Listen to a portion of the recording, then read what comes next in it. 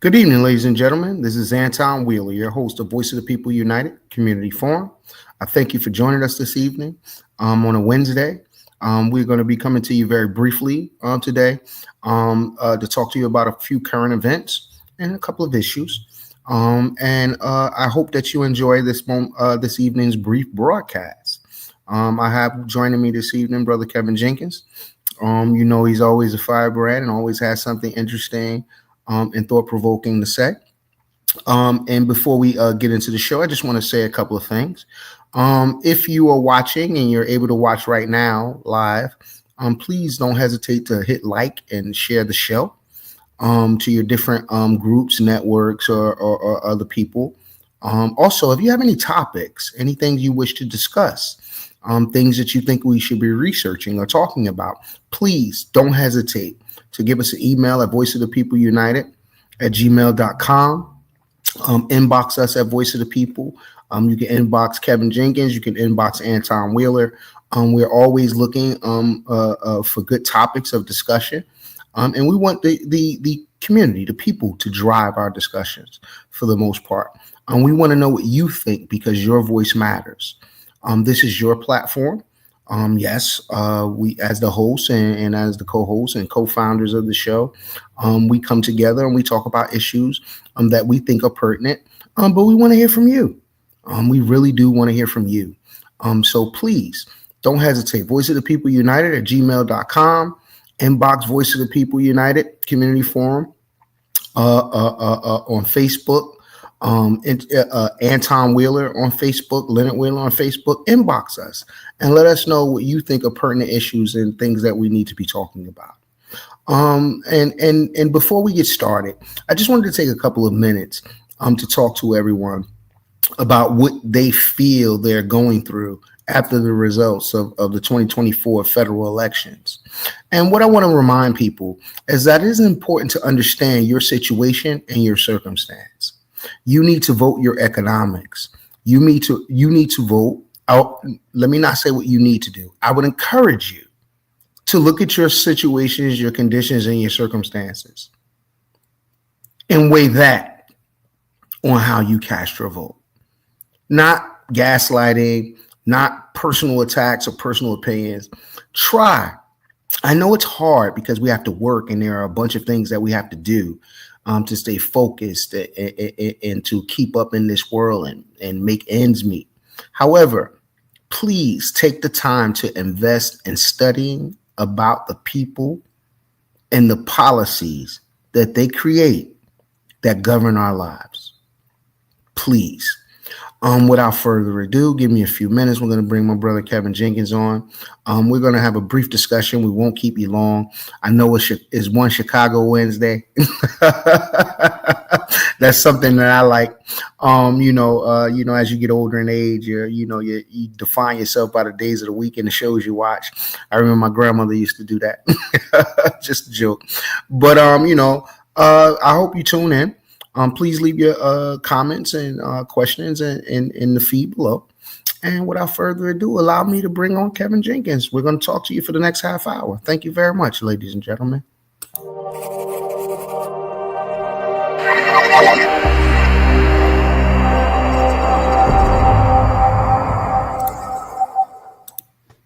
What's up, my brother? Man, Tom Wheeler. Hey, we got the ball thing going on here today. I had to clean up, man. Hey, man, I appreciate you coming on short notice, brother. Did you interfere with my Dune prophecy? I know. I you in your Zen moment. But, I couldn't let it go by, man, because both you and I share a mutual acquaintance that we love. And they sent out a copy of a statement. And I want to just jump right in, Kev, because I don't want to keep you or keep everybody too long. But I was talking to you yesterday about a statement that was made by Ryan Haygood. I hope I said that right. Please forgive me. I don't know if it's Hargood or Haygood. I believe it's Haygood. He is the leader and the CEO of the New Jersey Social Justice Institute. And he gave a statement relative to the notion of it. I hope I'm not misquoting. Was it white people? This is where we are, or this is who we are. He didn't give a statement. He didn't wrote an op-ed. You just shared on your page. It's an op-ed. I did letting people know that we were going to be coming on this evening. Also, Kev, just like I apologize to you, I know your time is valuable. To everybody out there, and let me be honest, I thought I was having problems with the social media platform. No, actually, it was the streaming platform. They had upgraded their packages. So I had to go in and administer and upgrade the packages and things of that nature. So we got the finest package that they offer. And now we're able to stream to our multiple platforms that we used to. Going into the spring, Voice of the People United are working on transitioning to Rumble and a couple of other platforms that are very oriented to free speech. So without further ado, Kev, I'm going to look and research real quick to see if I can find a statement so I can post it for our guests viewing this evening. But if you don't mind, would you please elaborate on what it is that Mr. Haygood said?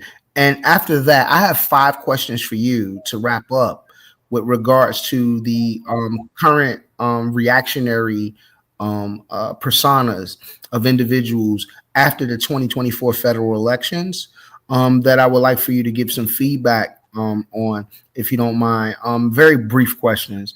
But first, as I try to find that article, that op-ed, I'm sorry, you're right, that op-ed, please, could you give our audience and our viewership some type of preface as to what it was that was stated? Well, we're doing them a disservice. You need to actually let them read it. But it's from my perspective, when I see Black gentlemen like Mr. Haygood engage in this racial, narrative about, this is a message to white people, where his largesse comes from white people. He probably sits on a bunch of white people boards. And, to have this discussion about, this whole narrative about how white people need to be more, focused. I'm really doing a disservice because I really wasn't prepared to really speak openly about it. I thought we was going to do it on the weekend show. But here's a warning to Black America right now. Black America needs to really think about what we are and who we are moving into the future. And this whole racial narrative that continues to permeate in our community is doing us a disservice. I mean, I think a lot of us are concerned about racism. I think a lot of us are concerned about systemic racism. I think a lot of us are concerned about a lot of those things that impact Black life in America. But we're in the 21st century right now. And I think Black Americans have really gained an enormous amount of opportunity and have gained an enormous amount of focus on where we would like to see our group be in the future. And every time I open up the newspaper and I see a Ryan Haygood from the Social Justice Institute and all of these Black people continue to have this empty conversation about race, it does our people a disservice. We understand all of those things that happened in the past. And I think we need to educate our children in a global way of how it happened, why it happened, and how we emerged out of it to be the great people that we are today, how we are so resilient and have been resilient about moving forward. And I think that we have trapped our community in this conversation about race from a perspective like, this is why we can't move forward. This is why we can't do better. After having the first Black president, having the first Black vice president, having 2 attorney generals that were Black, having the Black man that was Homeland Security, having an attaché that was Black Americans at the UN, all the way from the 60s to now. And I'm finding that we are now becoming a grievance culture, not a nation building culture. And Ryan Haygood playing the race card, while majority of his funding is coming from white people, white liberal groups, shocked me. Because I think we need to be talking about how do we make our communities better? How do we build effective human capital in our communities? How we deal with some of the real issues that have stopped us from evolving and growing like every other group. And the reason why they keep us mired into that space is because they know that if they keep us there, we won't evolve like a phoenix. You know, you ever notice we just can't get there. So we won't deal with what's happening in our public school systems. We won't deal with, you know, the inadequacy of our Black leadership and the Black political class. We won't deal with the failure of the Black church. It's always about somebody else. We won't deal with the real economic and social issues that are impacting us in our own communities, the blue cities, the blue states, you know, the Black mayors, the Black legislators, the Black judiciary, the Black BA. Just think about it. We're in the 21st century, you know, is it post-Obama, and we're still talking about race, something that he should have dealt with and had a bigger conversation within our country. What he did, he fueled that hatred through BLM. He fueled that hatred through all of the things that he talked about. He never talked about Black Americans ascending beyond the race narrative, you know, ascending to some great possibility that the future children and the future generation of this nation could thrive and build on the pillars of what Martin and Malcolm and our great ancestors had laid before us. You know, and the thing that insults me is that he stood up there like he was speaking for Black America. He was not speaking for Black America. It was insulting. It was dishonest. It was intellectually dishonest. And I would love to debate him about it. You know, and I'm just really confused why we keep being triggered by that, when in fact, majority of your peer group never grew up in a white society. They grew up in an 85% Black community with 85% Black mayors, 85% Black BAs, 85% municipal councils. I mean, so what is our problem? Why can't we transcend that narrative to say we understood race, we understood the impact of it, we evaluated it, but how people have moved past that? We are now moving into this great energy that's going to propel us into the future. You know, looking at technology, looking at our communities, looking at how we build community. And I'm sick of it. I am absolutely sick of it. And we need to throw these people out on their ear. And I think we need to start debating them in open space, because they hide behind this narrative that everything is bad for Black Americans. Everything is bad for us, when in fact, you know what? We've had some great opportunities to do it better than we've ever done it.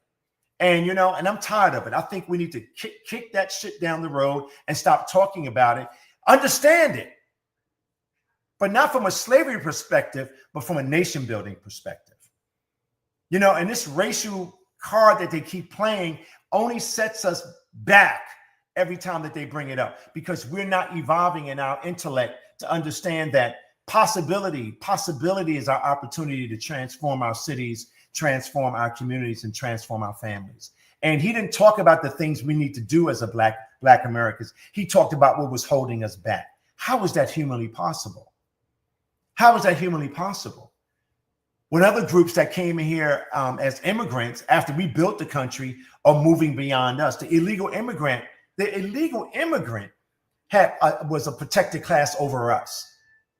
The trans community is a special get protected class over us. How is that humanly possible? I think we need to throw these Black people out on their ears. I think we need to stop talking to them. We need to go back and listen with Du Bois and with Garvey and with Elijah Muhammad. All of them said, we don't have to degrade our souls to be a part of their society. We can build something that the world will be proud of. You know, and I'm just sick of it. And I think we need to start debating, and we need to start bringing these people to task. And I'm open. I want you to send it open. I want to debate him on his theology about this whole race narrative. Like I was laughing with you the other day. What's social about justice? There's just some liberal talking points, right, that keep us trapped and mired in this whole notion that Black Americans have not aspired or have become great people from the 1960s to now. And it's insulting. It's intellectually dishonest. And I'm sick of it. I am absolutely sick of it. And it's not helping us. Look at where our Black children are. Look at where our Black young women are. Look at where our Black young boys are compared to other people around the world. Think about it. Look, we're last in all indicators. We're last. We are the bottom of the bottom of the bottom. But I don't hear him saying that because he can't make money off of that. He can't get the foundations to fund that. So if you tell a foundation that I have a business model to translate that's going to move Black people from here to here in the next 20 years, and here are the indicators of why we can do it, he doesn't talk about that. He's not the only one. Turn on your daily shows and listen to every Black face that think they're representing us, and look what they're talking about. We have to stop it. There's my warning to Black America. If we don't throw that junk out the window, guess what? We will be not only a permanent underclass, we will maintain our slave status in this world.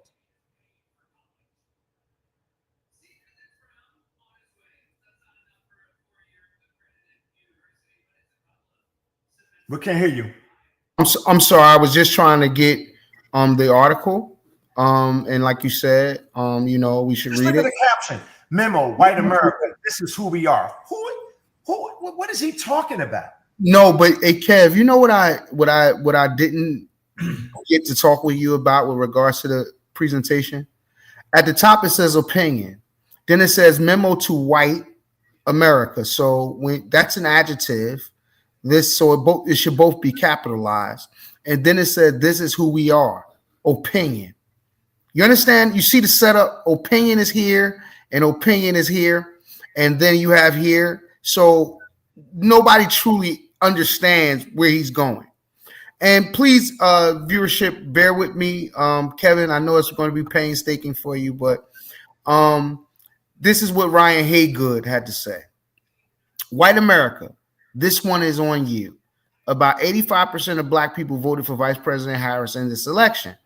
Of white people, who comprise 71% of voters, a majority, 57%, voted for Donald Trump. The way Black people showed up in this election brings me to mind of Nicole Hannah-Jones' belief that more than any other group in this country's history, Black people have served generation after generation in an overlooked but vital role. It is we who have been the perfecters of this democracy. Stop there. Let's go. If you want to do this with me, slow up. Go back to the first paragraph. Go ahead. All right. There you go. About 85% of Black people voted for Vice President Kamala Harris in this election. There lies the problem. Why did they vote for her? Why? Think about this. Here's a woman that through all of her career, right, degraded and destroyed Black life in America. Right? Here's a woman that every day she got up, she destroyed Black families and Black men all of her life. The reason why Black people voted for her, because Black people don't know who they are. They really don't. Because why would you vote for somebody that was anti-Black since her political career evolved? Who would vote for a person that was anti-Black? I mean, think about it. But they're talking about Trump, but her record, her public policy record shows that she was anti-Black. That's not a badge of honor for us. We got some work to do. So think about that. 85%. He didn't say 95%. He didn't say 100%, 85%. But what he's not saying in the middle of that is that Black men and women across America regurgitated her. They're not looking into like the real tabs of why Black America regurgitated her. Black women across America regurgitated her, and Black men regurgitated her because they did some homework on her. We didn't vote for her because she was somewhat Black or could have been Black. We didn't vote for her because of all of those issues, her gender, right? We didn't vote for her because she was not the right person for the job. She did not listen to America. She didn't listen to the mother and father that went to the store with $100 and got 3 items. She didn't listen to the mother and father that was concerned about what was happening in those public schools and the grooming of their children. She didn't listen to the American people that say, by the way, we don't like what's happening in this goddamn country. We don't like illegal immigration. He missed the whole point because he's a racist. That's what he is. This guy is a cold-blooded race baiter. And I want to debate him. I want you to write him and say Kevin Jenkins will spend money to come to New Jersey and debate him on this issue. That's why Black America did not vote for her. They regurgitated her. So this whole white people who voted for her, of 75%. This is what he's not saying, that Black women, white women, Black men, Black women, white men and Black men, Hispanic men, none of us voted for her because she was not the right person for the right time. She did not listen to America. Stop using race. Americans did not vote for her. Think about this. Americans did not vote for her. Not Black Americans, not white Americans, not Jewish Americans, not Greek Americans, right? Not Italian Americans. Americans did not vote for her because she was an absolute idiot. She never talked about anything about Donald Trump and racism and sexism and misogyny. Well, guess what? I voted for women before. So you're saying because I didn't vote for her, I was a misogynist? I voted for Hillary Clinton. Never do it again. She was a horror. After I did research, I mean, even me in my old age, I have to go back and evaluate people's record. Right? So right. I voted for Hillary Clinton. She was at my goddamn house. Mm-hmm. Mm-hmm. I voted for Black women. I voted for white women. She was not there for the job. Mm-hmm. So go on. So now I want to get to the second paragraph. There's no doubt voting shifts in some communities of color. So we can learn. Let's stop here. Mm-hmm. We're going to dissect this. Let's dissect it. I'm a black man. I don't represent communities of color. Hispanics are Hispanics. The Jewish community, this whole community of color is nothing but another social construct that they created. Right. It's bullshit. As Black communities were talking about the fact that they did not trust her. These people of color, this whole communities of color, that's another social construct. Mm-hmm. And we need to throw that out the window. Mm-hmm. All right, keep going. Now, that's one of the things that I wanted to ask you. That's one of my questions. So I'll stop right here and I'll ask you before I go on and finish the rest of the paragraphs, is why do you think racism, the word racism, doesn't carry any weight anymore? Well, because it's been bastardized. It's like anti-Semitism, right? They use it as a weapon not to have a bigger conversation about the issues that are happening in this country, the issues that are happening in this world. So if I don't like what Anton is saying, oh, he's misogynist, he's sexist, he's a racist, he's a bigot. Well, that's not working anymore. That's over. So they have allowed that word, right, to be translated into something that it didn't represent in the beginning. It really represented something when you said somebody was a racist because they thought they were better than you, or that group thought they were better than you. And they created public policies to demonstrate and create a social construct that said they were better than you. Now everybody uses it.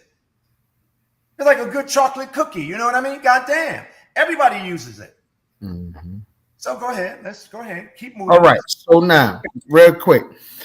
There's no doubt voting shifts in some communities of color must be studied so we can learn from them. But an outsized portion of the post-presidential election analysis has focused on what Black people and Black men in particular did not do. Concentrating on that at the expense of the white majority vote, which decided the election, is pure misdirection. The majority of white people re-elected a purveyor of hate, racism, misogyny, division, xenophobia, and chaos. Hey, wait a minute. Let me just read this last piece. Why does this is important? Because as an educator, he asks questions, and that's what provokes the thought. Why does this clarity matter? Because without it, even well-meaning white people fail to appreciate how we got here and the honesty and accountability required to respond. I've been inundated with outreach from well-meaning white friends expressing dismay at the result. I doubt that. Many understand something terrible has happened, but fail to appreciate that the root cause is white supremacy and that this election was largely about the preservation of it. No, you can't know. You're going to do this with me. You got to go paragraph by paragraph. I'm sorry. If not, I got to go. See, now you go back. No, go up like where you were. Go back up now. See, you ain't going to do this tonight because I got to get out. So, okay. So he's talking about his good white friends that he called. Let's talk about his good white friends that he called. They were ultra liberal, radical people that believed that tampons should be in boys' bathrooms. These are the same people that believe that you shouldn't have a spiritual focus in education. These are the same white people that believe just identify who he's talking about now. These same radical group of people he's talking about are the people that believes in censorship, the people that believes in mandates, the people that don't believe in the Constitution, right? So those white people he talking about are the same white people that Malcolm X talked about, right? That liberal class. Malcolm X was very specific about who he was talking about. He was talking about the white man of his time. He was talking about the white liberals of his time. The white liberals that continue to keep translating and keep repurposing themselves to keep Black Americans trapped in a race narrative instead of a nation building narrative. Okay, so let's talk about that. Now, if you're going to break this down, let's talk about it piece by piece. Don't give me big chunks, but give me those piece by piece. So first of all, that's bullshit about white people calling him. His friends called him because they were upset that this man who was threatened with his life, almost assassinated twice, that was the DOJ weaponized him to arrest him and lock him up and take his money and strip him of his rights, strip him of his human rights, destroy his family. Said, I'm gonna stand up against I'm gonna stand up against you. I'm gonna fight you. I'm gonna go out and tell America who the hell you really are. So this man now all of a sudden is a misogynist who's worked with Black people his whole life. This white man is a racist who's worked with Black people his whole life, and they know that's the truth. Why you think everybody's now going to kiss his ass? Why you think everybody's going to kiss his ass? Now you know they were all lying. Think about this, Anton. They were all lying. So now they're going to kiss his ass. And this guy has the nerve to write some shit like this. I'm offended by it. It's intellectually dishonest. He's a horrible human being. I'm telling you, Anton, write him and say, I want to debate him on a public stage at any college in America. And I bet you he won't do it. I bet you he won't do it. So now break that. Let's like slowly do this now, because this is important. We have to frame these people, these Negro whisperers, for who they are. These are managers of poverty. That's who they are. Who is he getting this money from? He ain't getting this money from white people. I mean, Black people. He's getting it from white people, white liberals. And he know that to be true. So go ahead now. I mean, you gonna let me finish? Yeah, but we got time for that, man. But I just want to get through this so that we can. No. I'm telling you, because you ain't got a lot of smart people out here. You got to slowly break this down if you're going to do it. Go ahead. This level of vote was not because they were worried about grocery prices. Now, out of the whole spiel that he wrote. And then he's citing somebody from the New York Times. Wait, hold on, because you went in. I just want to look at this from an educator's perspective. This is the same guy that advocates for lowering the voting age, but New Jersey is one of, I believe, 8 to 11 states. A friend of mine reminded me of this, that doesn't require you pass civics to graduate high school. So a student can graduate high school in this country or in this state in particular and not be able to pass a citizenship test. But you think that we should lower the age that they are eligible to vote. That in and of itself, relative to this statement about people not voting their conscience, their economics, and their pocketbook, meaning that you were disillusioned, that you weren't worse off than you were 4 years ago. Groceries and gas didn't cost as much as they do now versus 4 years ago. He totally lost me there. Well, first of all, he lives in the South Ward. And if you go down the corridor in the South Ward on Bergen Street, it looks like a goddamn war zone. This guy is absolutely delusional. I mean, he's just a horrible human being to write something like this, really. I mean, everybody's concerned about the economy. Bill Clinton, almost 80 years old, said we got it wrong. We should have never been talking about the economy was better than it was. It was horrible. Mm-hmm. It was horrible. The number one issue, economy. A number one issue, illegal immigration.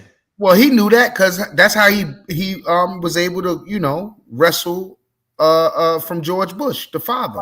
But I'm just the economy stupid. I'm just trying to say to you is that it's just bullshit.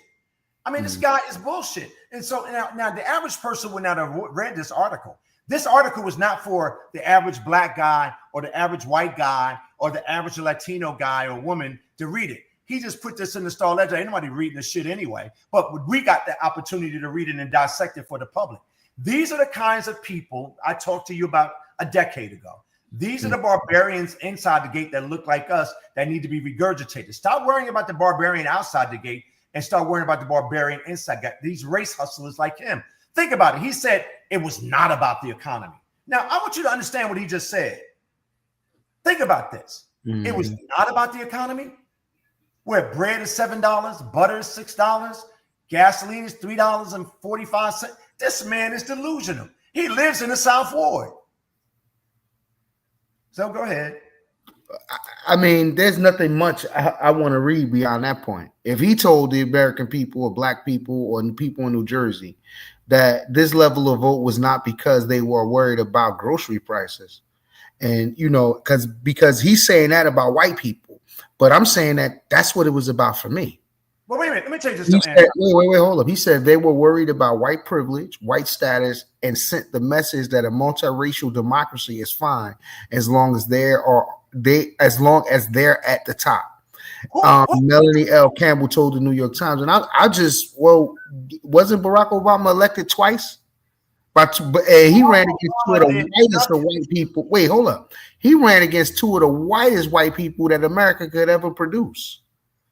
And he beat them handedly. So what is he talking about? Yeah, this is why we have to confront these people. This is why we have to confront these people, because they have a brain virus. I'm serious. This guy has a brain virus. He is so dishonest. It's sickening to me. And if I saw him in the street, I said, you should be ashamed of yourself for writing this garbage. This is, Anton, I want you to share this show. This is absolute garbage. All of these nonprofits, all of these black churches, all of these so-called black leaders, they are an abomination. And until we start calling it that, we will never progress as a group in this country or in this world. And we need to go back to debating these issues again. We need to start challenging these people now. We do, because if not, they continue to keep this lie over and over and over again. The man said, and then he makes points reference to the New York Times. Hello, the New York Times just came out the other day and said all of those cases against Trump should be dropped. Did you know that, Anton? 2 days ago, the New York Times opinion page says every one of these cases should be dropped against Donald Trump. America has spoken, not Black America, not white America, not Greek America. America has spoken. 89.9% of the country said, we're not with this. Now he wants to narrow it down to black people. No, Americans said that. Okay. So all right. Well, listen. Listen. I'm gonna get off of him. I'm feeling a lot better. I'm glad you are. As much as most of the world is, man. I'm glad you're okay. What I'm gonna do now is, because just to read this further, I put the link in the feed. Everybody, if you want to go read it, please. I want everybody to really pay attention to what this guy is saying. These Negro whisperers got to go, because I guarantee you, if you look at his funding, it's all from white foundations and white groups, the white liberal class that want to keep us trapped in this narrative of grievance instead of nation building. Got you. I'm with you on that, brother. I'm with you on that. I'm gonna stop sharing this right now. And I have a few questions for you as we get ready to wind down and wrap out. I asked you the first question, which you answered. And you asked me a question the other day, which I saw you've been promoting lately. When you say, what is your masterpiece, what do you mean? Like, what is our masterpiece? Like, what is your personal masterpiece? Like, what are the things that you're most proud of? Like, as a human being, not as a black human being, not as a white human being, but what is the greatest achievement of your life? Is it your children? Is it your community? It could be anything. It doesn't have to be so serious, but what is your masterpiece? Like, what is my masterpiece? I'm still trying to define, like, what is my role in this world? What is my role to my family? Like, what is my great masterpiece? It's just not about surviving. It's about, what is that? It could be something very small, but what is our masterpiece? It's to get us thinking beyond this this level of thinking that keeps us trapped and keeps us down. What is that? Our greatest masterpiece. Some people say it's their children. Some people say it's something that they've written a year ago. I mean, what is it? It can be defined in so many beautiful ways, right? Mm-hmm. So that's all I was saying. I'm trying to get people to understand that we are in charge of our own destiny, not them. We are. Like, what is our greatest? What is your masterpiece? I think that's a great way to start us thinking differently and developing a different framework as opposed to grievance. Got you. I like the way that sounds.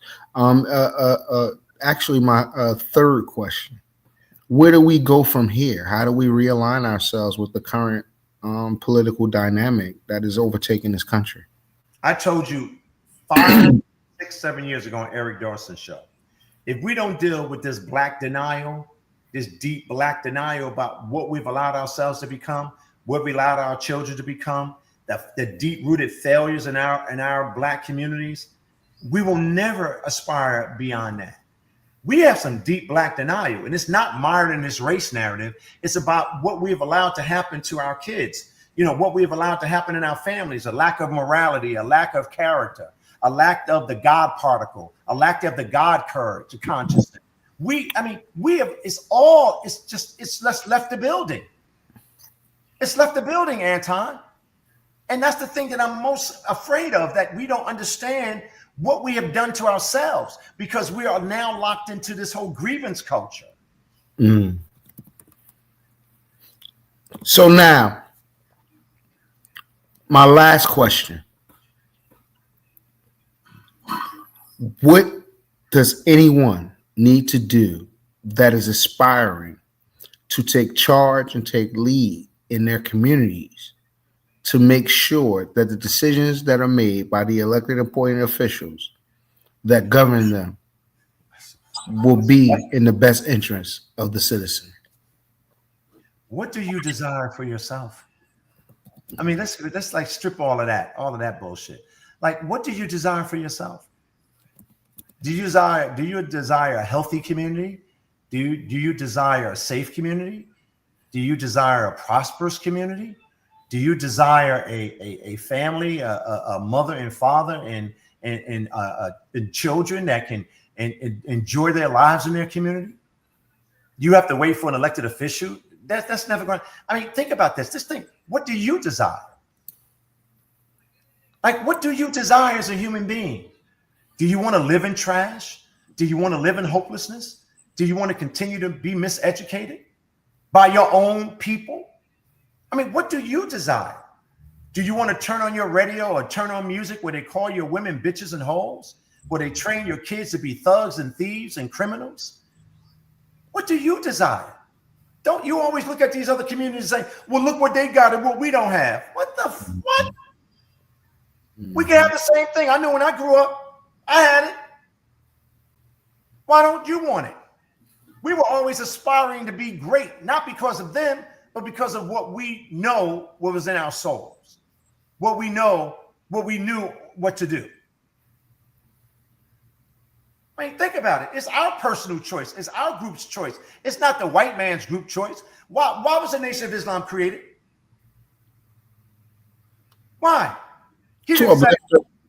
Actually, to uplift us out of a standard of mental enslavement and poverty, to realize our purpose as the original human beings on this earth. So the roadmap has been built. Why did Malcolm get assassinated? Why did Nelson Mandela spend 27 years in jail? Why did Eartha Kitt go to Washington and tell Lyndon B. Johnson, I'm here representing my people? Mm-hmm. Why did Medgar Evers get killed? What did Fannie Lou Hamer do when she went in 1960? Say, I'm standing on the truth because of my people. We want to prosper. Look what we did to those people's legacy. We spit on it. You know who speaks for us now? Charlemagne the God. What the fuck? Al Sharpton, what the fuck? No, they're paid people. And then Roland Martin was on TV today justify him getting paid. Listen, that's another discussion. I know. What gonna have to leave you in a minute, but I know. I know. Yeah, I know. I know. Hey, listen, all I'm saying is there's a reason why mainstream media is on the death march and independent media is taking off. Wait, no, let me tell you why independent media is taking off. Because independent media is having a conversation with the world, with America. They're listening. These people are brilliant. The reason, and now they're saying that what's happening on social media is misinformation. They're saying the establishment is saying that we're not smart. 52 million people are not smart. 60 million people are not smart. 500 people that listen to your show, 1,000 people is not smart. Think about it, Anton. They're saying that we're not smart. No, we're smart because we got your number. Manufacturer consent does not stand mustard anymore. We don't have a brain virus anymore. We understand what the truth now. We're not mired in grievance. We're talking about how do we build a better arc for ourselves moving into the 21st century, latter part of the 21st century. And I'm telling everybody, I'm telling you, I told you about COVID. I told you what was going to happen with Donald Trump. And I'm going to tell y'all right now, I want every Black American to listen to this. If you keep this up, we have no future. Okay. All right, Kev. Hey, listen, man, I just want to thank you for your time. I'm going back to watch Doom now. You know, I know you so well else, man. I know you so well because you be looking at deep inside what the concepts are and what these movies really be talking about. So I'm pretty sure we're gonna have a show on that. Anton, I got a bunch of stuff, man. I've been like Doom, Lord of the Rings, the new Lord of the Rings. And listen, man, I just want to put it out there, man, because you know, we had a conversation about the new Alex Cross, man. God, how could they have destroyed? Oh my God! Hey, yo,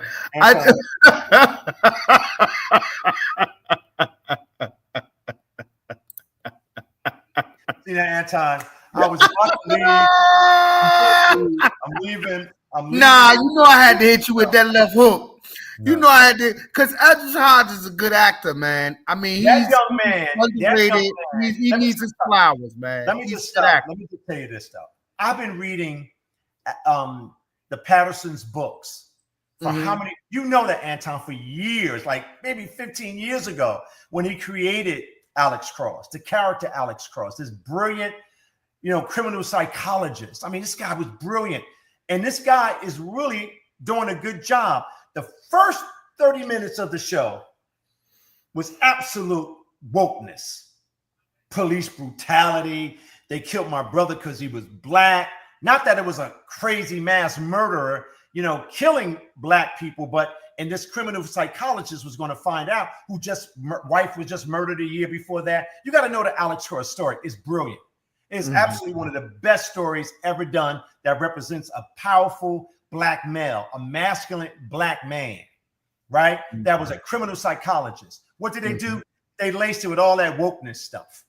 I'm like, that we don't need that. We already know what that's about. Why couldn't you just tell the story from the perspective that this Black man, this brilliant Black man, right, that was so brilliantly talented, was able to find out who these deviant criminals were. If he was killing white people or Black people or Greek people or blue people, that he was going to find out who did it. And the first 30 minutes of the new Alex Cross, right? You know what this woman said? I knew it was going to be a great show when he walked up on that white man and put his penis close to the guy. I said, oh my fuck. Not even understanding that was a psychological trick, right? To get him to confess. And after he walked in and told everybody he did it. It was a power dynamic. Right. She immediately went there. I'm saying, see, this is what I'm trying. It's the subtlety of these things that we're not trained to look at because our pineal gland is clogged with all of this disease and the food that we're eating in our gut and the fluoride and the mercury.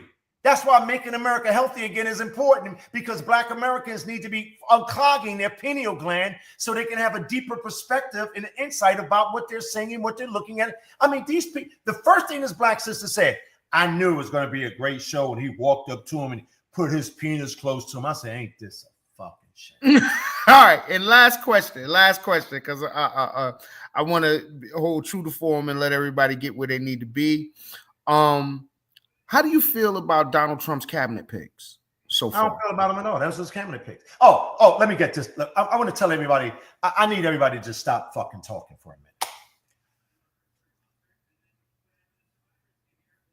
Majority of you live in black cities with black mayors, with black councils, with black legislators. I mean, you got black up the ass, right?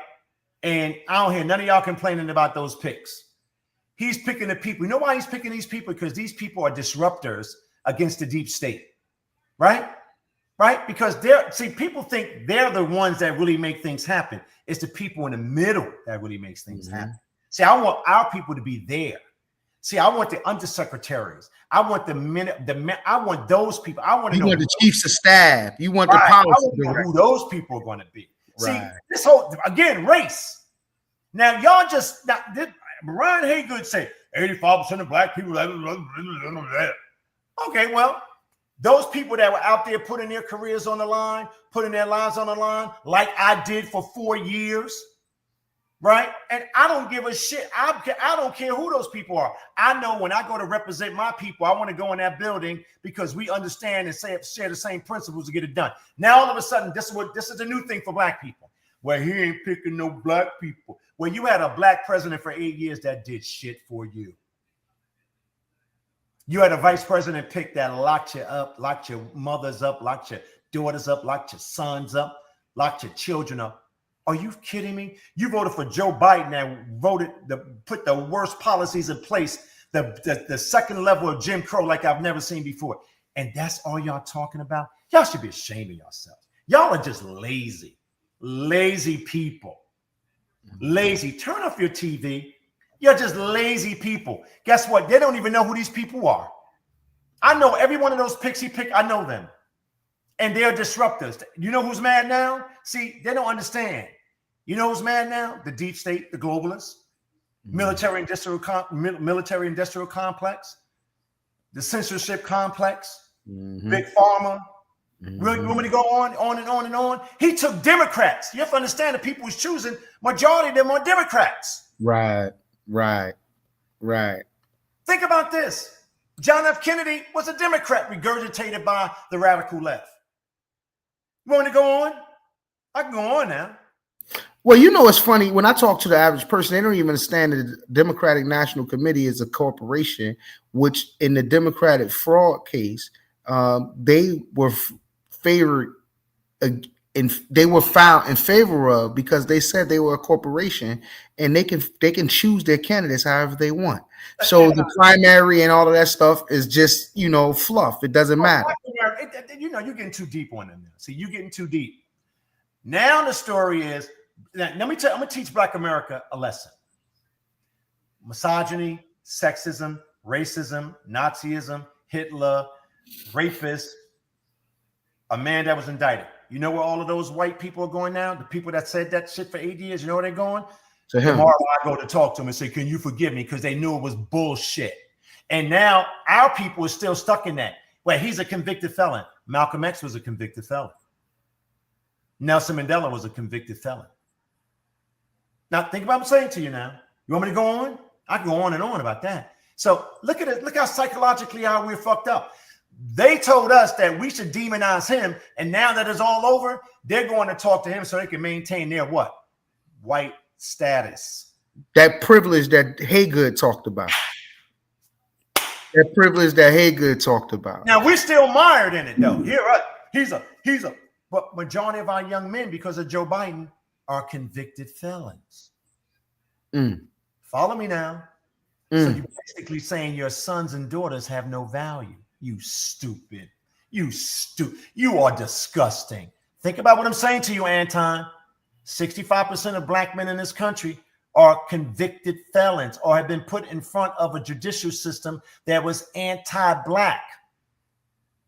So now are you saying your son can't rise above that? Now, all of these cases now, New York Times just said they should all be thrown. All of that because it was all fake. Because the deep state was trying to message to us that we should hate him because they wanted to protect their business. If I'm lying, All you got to do is get the library in Newark and put 2 podiums, and we could do a debate. I'll debate anybody in New Jersey, anybody in New York, anybody in this country about what I'm saying. And to end with this, man, and this is what I want to say to all of the people out there. I know y'all was dying, but I'm alive. He ain't going nowhere, man. The good Lord said nah. But listen, I just want to send a message to all of the people out there who say why they don't talk about religion or politics. Here we go. And what I want to say to you is this, more importantly than all, you're part of the problem. Your fear and lack of courage to stand on your principles and your views is why this country is in the shape that it's in. At least in my humble opinion. That's what I feel. And I think that we have to make comfortable discourse. Can you do me a favor? One second. Bring women on this show. I mean, I'm just can bring some women on this show. I will. Kevin, I put it out there. I told anybody that wants to come on, this is the people's platform. I let them know that, you and I, we invite, we want difference of opinions to come on, and no matter where you are, please, Voice of the People United at gmail.com. Please send it, inbox myself, inbox Kevin, inbox Voice of the People United. Send us some messages. Let us know you want to talk about specific topics or subject matter. And we're here for it. However, what I'm more interested in is this notion that if I differ from you with an opinion, that somehow I have to be vilified, or I have to be this deplorable person or this garbage person. And, it just bothers me that we don't invest in proper discourse. And that's why we don't have a lot of solutions in our society. It's because people profit off chaos. You understand what I'm trying to say? I think about people like, Bakari Sellers and all of these different people. What do they do when this racism narrative doesn't exist anymore, or is so minute that you have people even saying, nah, that ain't my problem. My economics is. You understand what I'm trying to say? I'm not worried about a white person or another person calling me the N-word. I'm worried about not being able to feed my family when I go to the grocery store. And it bothers me that no one wants to take on that narrative in earnest, and truly provide solutions to the issues that plagues every American, which is usually economics, because we've been taken advantage of by the big banks and big financial institution, which is usually big pharma, because we're inundated with pharmaceuticals for the most part that we may not really need. Big tech. But you notice we didn't talk about none of that. Right, but big tech, who's been able to censor us if we give dissenting opinions relative to the mainstream narrative. Poor education, where we talk about the issues that Black and brown kids face in education, but a great many of the cities that we live in are run, urban centers that we live in are run by Black and brown people, and they do whatever they want with the funding. I'm still on, Newark, New Jersey, having a $1.2 billion school board budget, but only 3,000 people come out and vote on it out of a city of 300,000 and a registered voter class of 160,000. That's absurd. So, it is just my hope and my belief with our continued discussions and our continued diatribe and bringing facts to the people, not just to truth, but truth proven with facts. Because like you said to me the other day, we haven't been wrong in 5 years. We haven't been wrong in 5 years. Eric Dawson show. I got to tell you something. Eric Dawson show was one of the greatest joys of my life, just to be able to have a dialogue about these things. Mm-hmm. And he wasn't right when he started his show, and you're not right by continuing the whole focus and positiveness of that show. And it's a shame. You should open up the show for other people to come on and talk. You know why? Because at least they'll get an education. And then when they sell us garbage, so we'll be able to say, listen, that's not what this is really all about. Evan, if you think I haven't asked anybody and everybody and their mother to come on, they don't want to. They don't want to have to deal with. Why? Because they got to do some work. Yeah, they don't want to deal with the trauma of having to prove the bullshit that they say they believe, or they want us to believe. They say they want us to believe. So, brother. Do me a favor. I appreciate you doing that. Continue to do that because it's important. It's like really, really important that people have dialogue. I don't care. But listen, did I not tell you 3 years ago? I said, listen, I made a mistake with charter schools. Did I not tell you that? I said, made a mistake with Phil Murphy. Made a mistake with Hillary Clinton. I've done an analysis. I am always able to go. I am not afraid to tell you if I made a mistake and I'm wrong about something. That's how you evolve as a human being, right? Mm-hmm. I told you about Hillary Clinton in my living room. I said, listen, look at all this stuff I'm reading. This lady was a monster. She was an absolute monster, right? Anybody that said they were inspired or admired Margaret Sanger, they ain't for me. They ain't for me either. So at the end of the day, but as you get older and you open up your heart to new information, right, and you're not completely brainwashed, you should want new information. You should want to change. You should want to do better. But if you're still spewing that whole stuff, like, wait, no, the reason why we can't move forward because of the white man, and I'm going to give you a litmus test, and I'm not going to say names and everything. Somebody called me up and started talking about racism the other day, and they caught me in one of those Kevin Jenkins moves. I said, where did you grow up at? They said, I'm just going to use Newark as an example because the person didn't live in Newark. So I'm like, I grew up in Newark. I said, where did you go to high school at? I went to high school in Newark. I said, where did you go to grammar school at? I went to grammar school in Newark. I said, okay, where did you go to college at? They went to an Ivy League college, right? Did very, very well. I said, how many jobs have you had outside of the job you have now, or government jobs? Only one. Only one. So I said, you grew up in a completely, I said, and you live in a city that's controlled by a black mayor, that's controlled by a black council, right? That's controlled by a black, whatever, BA or a police director or whatever.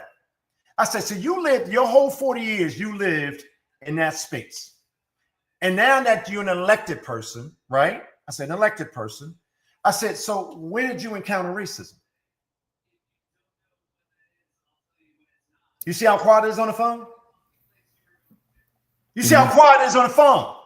Mm-hmm. I said, so if you're telling me about infant mortality, if you're talking about the miseducation of the black child, if you're talking about the crime that's in your streets, if you're talking about the lack of opportunity, whose fucking fault is that? This is what I'm saying. Listen what I'm saying to you now, Anton. So when those race hustlers stand up, okay. So how many contracts have you given out to Black Americans that allowed you to build wealth in your marketplace? Mm-hmm. Well, like I said, Kevin, it surprises me often, that we have a black and brown mayors and councils, but still have minority set aside. And with that, people that 30 years ago. Yeah. And with I remember you being in the conference room in City Hall, and I was like, what the fuck? Why are we still you know why? Because the liberal class of this country knows how to continue to, like, the blended family, or this is psychotic. Either you're a family or you're not a family. I don't care if you're a white mother, a black father. I don't care. As long as you are producing value for your family, right? I mean, think about it. All of these social constructs, every day we got to get up and deal with one. That is strategic. That's right. It's for somebody's bottom line, economically and socially. Ladies and gentlemen, thank you all for tuning in this evening. I thank my brother Kevin Jenkins for jumping on and sharing his intellect and his knowledge with us. We'll be back on Sunday. Show tomorrow because if Gail knows I was doing what I would get killed. Hey man, listen. Love is love. It's therapy, man. It's therapy. So once again, thank you for tuning in. I want to tell you on behalf of myself and Kevin Jenkins, have a great rest of the week. We'll see you Sunday, and no matter what, anyone. Don't be afraid. Just come on and talk. Come on and talk. No big deal. Anybody. I'll learn from you. You might say something that might change my whole perspective. Everyone is welcome on this platform. Ladies and gentlemen, my name is Anton Willie, your host of Voice of the People United Community Forum. I thank you for tuning in. Have a great evening.